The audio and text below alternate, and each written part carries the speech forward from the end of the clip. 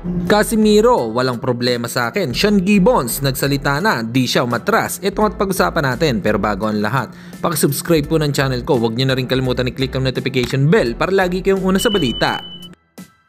Pag-usapan nga po natin mga kaboxing sa balita nga natin na pinalitan si Isaac Pitbull Cruz ni Rolly Romero na makakalaban ni King Ryan Garcia dahil umano sa pag-atras daw di umano ni Pitbull. Sa wakas ay binigyan linaw na nga ni MP President Sean Gibbons ang umano'y naturang dahilan. Ayaw daw kasi ni Pitbull Cruz na makipagnegosasyon pa sa iba dahil meron pa siyang parating na laban kontra kay Angel Piero. Paniniwala kasi ni Pitbull Cruz na bad luck daw ito na hindi pa tapos ang laban niya ay meron na agad kasunod. Samantalang George Kambosos Jr. ay binahagi nito ang kanyang natutunan kay 8th Division World Champion Manny Pacquiao.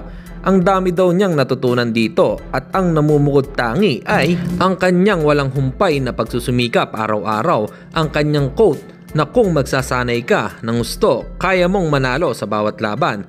Namumukod tangi sa bawat kampo ng pagsasanay na naranasan ko.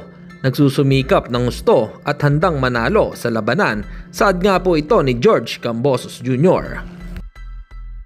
At sa kabilang balita naman tayo mga kaboxing, Cuadrolas It's My Boy ay sumagot nga po sa nagsabing mabagal daw siya or ang tinutukoy siguro yung galaw ni Casimiro.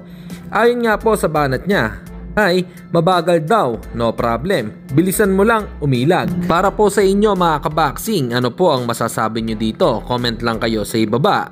Hanggang dito na lang muna ang ating balita. Dito na lang ang aking boxing news report. Babu!